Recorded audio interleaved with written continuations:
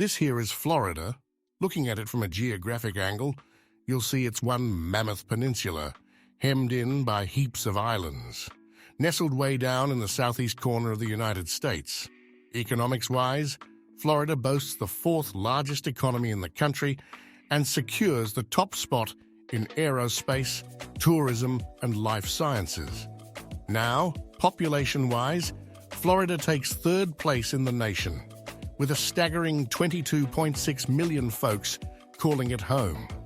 This hefty populace transforms the Florida mega-region into a true heavyweight on the American stage.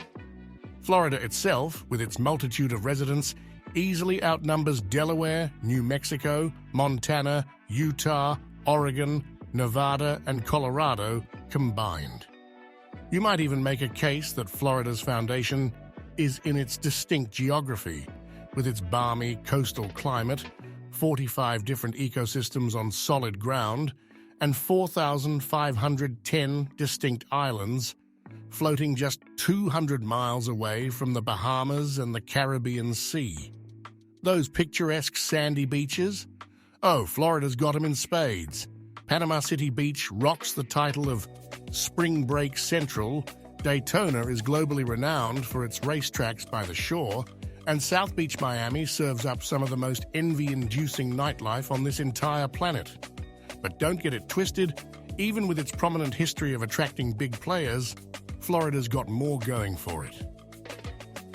With 18 Fortune 500 companies stationed there, I'd argue that the Sunshine State is just as much built on its long-standing tradition of drawing in major businesses.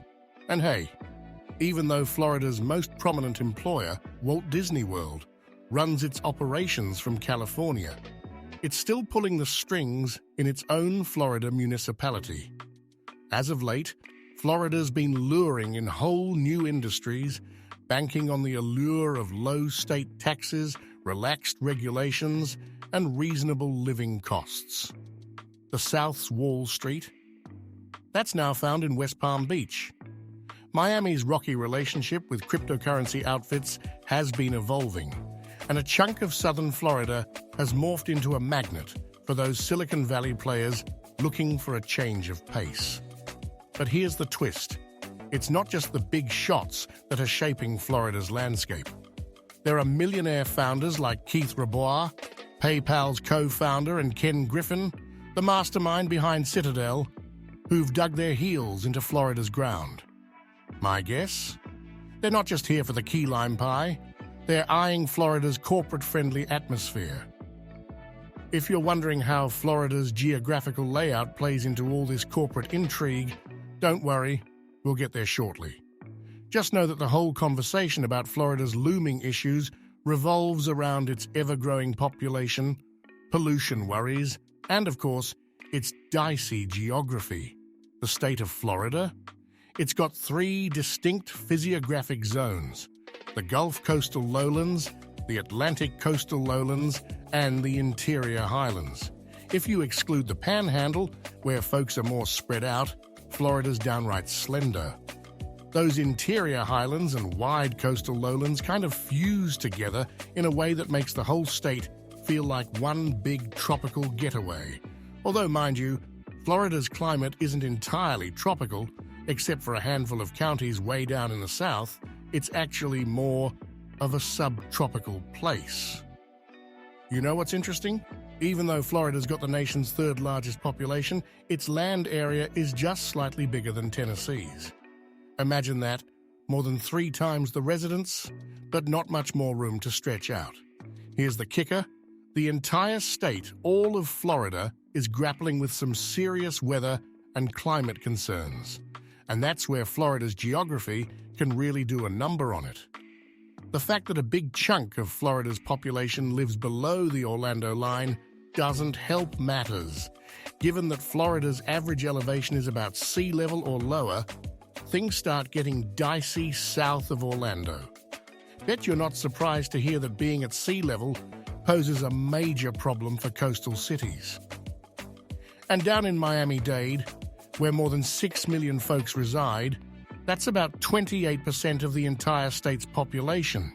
Miami on its own makes up nearly 40% of the trillion-dollar gross domestic product of Florida, and it's the state's key population and economic hub. But hold on, the story's evolving. Miami's been on a bit of a downslide lately. Tampa and Orlando have been rising stars on Florida's horizon, becoming the centers of growth and opportunity. Still, Miami's in a bit of a pickle. It's literally sinking. Scientists are sounding the alarm that the city, particularly the lowest-lying parts, could slip below sea level unless some major action is taken. But that's not exactly a shocker. If Florida is the epitome of America's trickiest geography, then Miami's Florida's Florida, both in terms of natural disadvantages and the ones we've cooked up ourselves. With all these challenges in Florida and especially Miami, it's not just the rising sea level or natural problems casting shadows on the Sunshine State. Despite recent changes, Florida has a long-standing reputation for being a business haven with loose rules, limited oversight, low corporate taxes, and no state income tax for individuals. While this kind of hands-off approach to business can be great for economic expansion, it comes at the expense of essential factors like secure housing, clean air, and safe drinking water. This has been a ticking time bomb for the state's fourth-largest economy and third-highest population for quite a while now. It's particularly concerning given that a lot of the development since the early 90s has involved draining swampy lowlands. Experts are chiming in, saying that Florida's unique biodiversity and ecological balance make it especially susceptible to the kind of pollution, overdevelopment, and invasive species that are now commonplace all around the state. The major industries, travel, agriculture, manufacturing, and shipping all dig deep into these vulnerabilities. We've seen it all play out. The collapse of Champlain Tower South in 2021, the Piney Point toxic waste fiasco, residents falling ill due to phosphate fertilizer mining, and the Florida Reef, the only coral reef in the continental U.S., succumbing to a multi-year outbreak of tissue loss disease. Florida, the fifth rainiest state in the U.S. and a peninsula encircled by 8,346 miles of coastline, is paradoxically running short on clean water.